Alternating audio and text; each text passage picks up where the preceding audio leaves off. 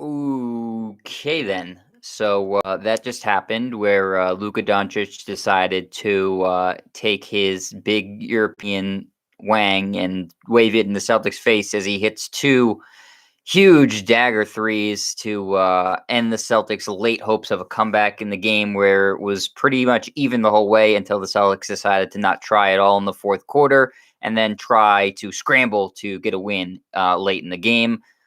Luka said not so fast as, again, he hits two massive threes, one being the game winner. And the Celtics fall to the Mavericks and fall below 500 now, 110 to 107. The Celtics are now 15-16 on the season. The Mavericks improved to 500, 15-15. But this isn't a Mavericks post-game show; it's a Celtics post-game show. And as impressed as I am by Luka Doncic, I'm not going to break down his game because we already know he's great. What I'm going to do is break down the Celtics in terms of not necessarily the box score, but the body language. I need to have a guest on this show, maybe a body language expert, because to me, it just seems like the team is so unhappy, which, I mean, why wouldn't you be? You've played far below expectations. You lose these heartbreaking games all the time. And your two-star players get minimal backup. But look at the guys on the roster and look at the guys when they're on the court and on the bench. I mean, you see the shoulders down. I'm not a body language expert, but when it's obvious, it's obvious. No one's smiling. No one seems happy. They're frowning. They're complaining. They're kind of hanging their heads. It just seems like they're going through the motions. In my estimation, they've completely tuned out the coach. And listen, this loss wasn't on Brad Stevens. I don't think he did anything that stands out to me as egregious or really wrong in this game. I mean, he has before in other games, and I'm perfectly willing to point it out when he does. But tonight was just neither team had great effort for a lot of this game. But the Celtics, when you come off a loss where you blow a 24-point lead, you would think they play with some sense of urgency or some sense of effort, and they really didn't. They just sort of were matching the same sort of sluggish intensity of the Mavericks. And then when the Mavericks picked it up and went on a big run, the Celtics didn't match that until really it became too late, and they had to scramble, and they just not let the Mavericks go on a big run. The Celtics would have won this game. So that's frustrating that you don't respond to what was a brutal loss on Sunday with more energy and effort, and that just speaks to, I think, the mood of the team, which is a lot of negativity, a lot of frustration, and I think a sense that, well, what's the point right now of playing? We're not playing up to the level we're capable of, and we're not going anywhere in the playoffs. So we're playing in the middle of a pandemic for really no reason. I don't want to be here. That's what I see when I'm looking at the Celtics in the court right now, is a lot of guys who just don't want to be there. It's hard to blame them. I know they get paid millions of dollars and they're playing a game and it should be fun, but these guys want to win, especially the Tatums and Browns. And, Kemba Walker signed here to win, and they're not winning games and they're not playing hard at a lot of points in time. So, I'm starting to wonder, and I've if you've been watching this, I've said Brad Stevens isn't going to be Celtics coach next year, but I'm starting to wonder if he's going to survive the season. And again, this isn't necessarily anything that he did tonight, but it just seems like they need some sort of culture reset and somebody that will get them excited to play. And on a night where Jason Tatum was named to his second All-Star game and his teammate Jaylen Brown was named to his first All-Star game, you'd think there would be some enthusiasm and some like real motivation to go out and play hard. And not that those guys didn't have good games, because they were both fine, but there was no real sense of like joy or enthusiasm to play it all. Just the same sunken shoulders, head slumped. Like it's a mess right now with the Celtics, and it's not going to get better anytime soon unless there is some sort of big cultural change. And I know everybody likes to say, "Oh, Danny Ainge, he's one of the great GMs in the NBA, and he's got these big balls and stuff like that." But I'd like to see if he has the balls to make a big move like firing Brad Stevens in the middle of the season, because if they stay the status quo, which is obviously the easiest thing to do, they're going to lose in the first round to whoever they play. And I think that anybody would look at that as an extremely disappointing season. They're not bad enough to bottom out or to try to tank to get a good pick. So you can't. They have too much talent with their two best players to do that.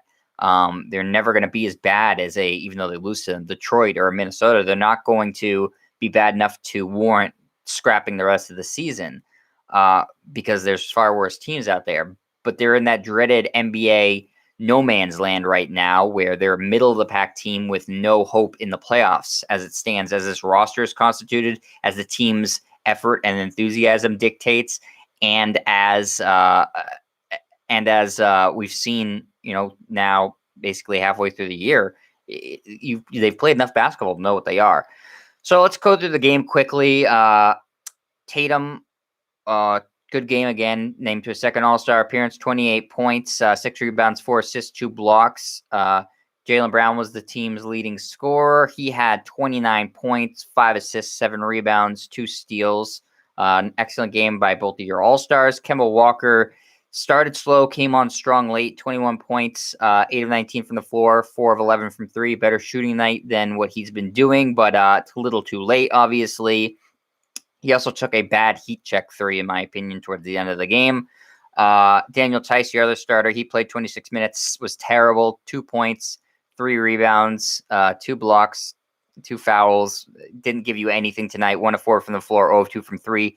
Tristan Thompson played hard, 22 minutes, 8 points, 10 boards, was working hard. I have no complaints about him tonight, but he's just not much of a factor offensively. And as far as the bench, you get very little. Semi Ojeleye hit a couple of threes, 8 points off the bench, 7 rebounds. I thought he did a good job. Grant Williams came back in the lineup.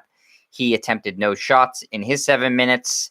Aaron Nesmith played 22 minutes off the bench, somehow also attempted no shots. Don't know how that happens. I mean, just by virtue of being on the court, you would expect to shoot once or twice, but he didn't. I do like his hustle, but he was drafted as a shooter. You can't play 22 minutes and not attempt a shot. That's ridiculous. Robert Williams, good energy, a huge dunk, and a big block, as you see every game from him, but just 14 minutes. The minutes continue to be maddening with Robert Williams. I can't say it every game because it's going to seem like you're watching the same post game, but it's a fact. He doesn't play enough minutes. Peyton Pritchard, 19 minutes, 2 of 7, 1 of 3 from the 3-point line, 7 points. He played okay today. Nothing great, nothing terrible, but it's just, again, this got away from them with a run in the fourth quarter, and it doesn't look super bad because it was 31-30 in the fourth, and the Celtics actually outscored Dallas. But Dallas just went on a big run, and the Celtics all their points came in the last 3 minutes of the game, just rallying. And it was a furious rally to their credit. But Luka Doncic hit 2 big threes, and that's why they won. The Mavericks were able to eke out the win. So, the lesson is don't let the Mavericks suddenly go on a 10-0, 12-2 run, and the game is yours. But the Celtics just go through these lulls, and I'm telling you, it just watch a game for purely the body language. You can tell there's something wrong with this team, and it's not going to be fixed by a small All-Star break where your 2 best players are going to play in the All-Star game anyways. It's not going to be fixed by time off. It's going to be fixed by a cultural reset where either you're getting a bunch of new players in here who are excited and ready to go, and in turn lift up, the Jays who get more excited, and or you get a new coach who the guys listen to and are ready to run through a brick wall with, because these guys, Brad Stevens, they're not ready to run through a paper wall for Brad Stevens. They wouldn't run through one of those paper banners they have at high school football games. They wouldn't even do that for him. So it's a problem that needs to be addressed. Whether it is addressed mid-season or at the end of the season, I really don't know. I would make the move now to try to salvage the year with a new coach, and obviously making some big moves. I'm thinking about the Cavs a couple of years ago when LeBron was on the team. They sent out half their roster, brought in a bunch of new guys, and that really energized them. Larry Nance Jr., I remember, came in. I think maybe Jordan Clarkson too. I think those guys came in from the Lakers to the Cavs, and it ended up sending the Cavs over the top to the NBA Finals. Obviously, having LeBron is a different animal, but that sort of stuff can help a team. Getting in new guys who are maybe in not a situation they like, going to Boston, maybe that helps motivate them. But this isn't working, and it's up to Danny Ainge to make some difficult decisions and make them quickly.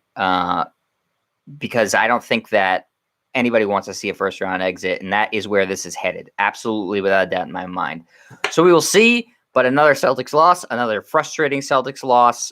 No one can feel good after this one. Just like on Sunday, couldn't feel good after that one. And we'll see. They're back tomorrow playing the Hawks.